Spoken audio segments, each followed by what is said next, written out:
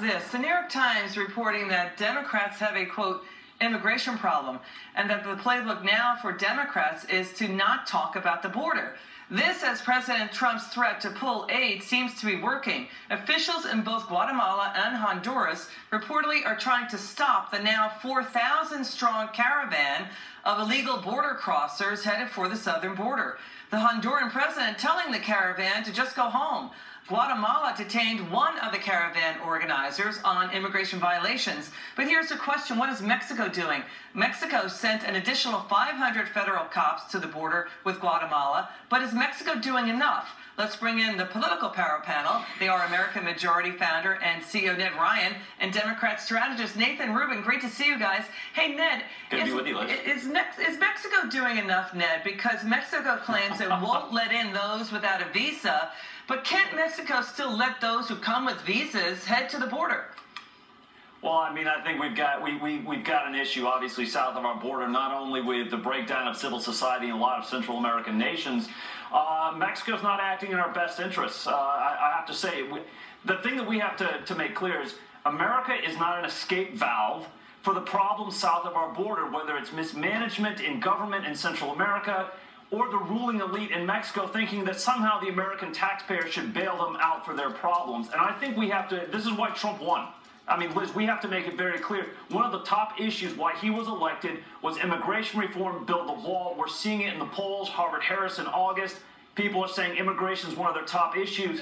The other thing that the reason Democrats don't want to talk about immigration, they realize among likely suburban voters they have a problem. Call for Growth ran a poll of likely voters. Suburban voters reacted very negatively to Democrats wanting to abolish ICE, and they responded very positively to Republicans saying they'll defund sanctuary cities. That's why they don't want to talk about immigration. It's not a good issue for them coming into these midterms. Nathan, it's wrong to cross the border illegally. It's breaking the law. It's flat out wrong. We have a border for a reason. And Nathan, the New York Times says Democrats do have a border problem. The Times quotes from memos it got from the left-wing Third Way and Center for American Progress, warning Democrats to, quote, spend as little time as possible talking about the border and instead talk about health care and taxation, Nathan. Well, first of all, I would disagree with that. I think when it comes to immigration, that's a fact. Sorry, Nathan, forgive me. Which part? We don't do talking points here. Those are facts from the memos that the New York Times got from these two super PACs saying don't talk about the border. I'm not saying that didn't happen. Okay. I'm saying that I disagree with that strategy. Okay.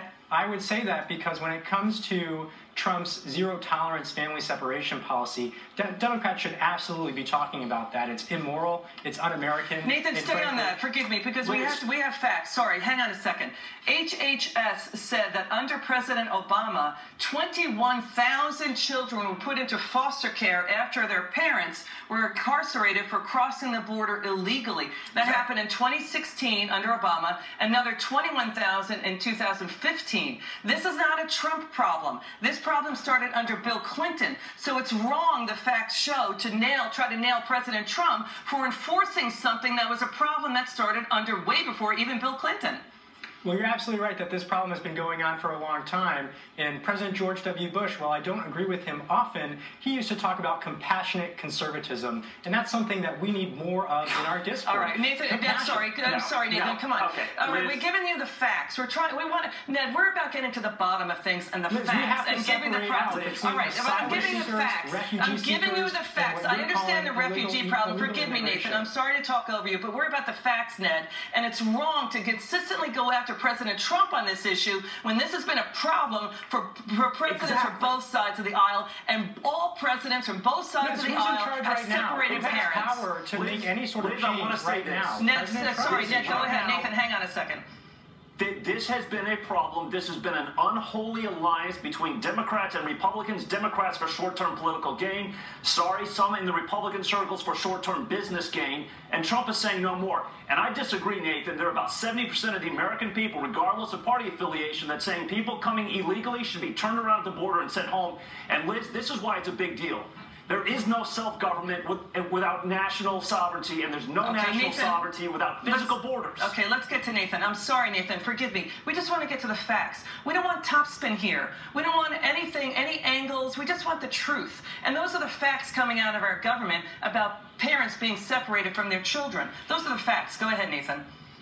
And the fact of the matter, Liz, is that it's still happening today under the Trump administration. So if you are so concerned with it, I would encourage you to talk to President Trump and urge him to cut out the zero tolerance family separation policy. Well, he has done an executive order to deal with that, right, Ned? There are still 13,000 Understood, and that's wrong. Listen, we hear you. Nathan, you're right. We want, and by the way, to your point, Nathan, Obama did put in camps. They kept in jail the parents with the children. So that is a problem. It's been a problem with the law. That's the issue, Ned, right? It is, and Liz, I would say the one problem I had, and I was very honest and open about this on TV, they should never have had parent-children separation. They should have kept them in the same place. So I would agree with Nathan on that. At the same time, we are under no obligation to accept any citizen from a mismanaged government country from around the world. Okay. If that was to be the case, Liz, we'd be accepting hundreds of millions of people from around the world. And we have been giving a lot of financial aid to these countries. Ned and Nathan. 127 million. Right, Nathan, let's invite Nathan back. I want more from Nathan and Ned. You guys have been great. Thank you so much. A special programming note for you tomorrow. We will be joined by Republican Congressman Jim Jordan of Ohio. He's a member of the Oversight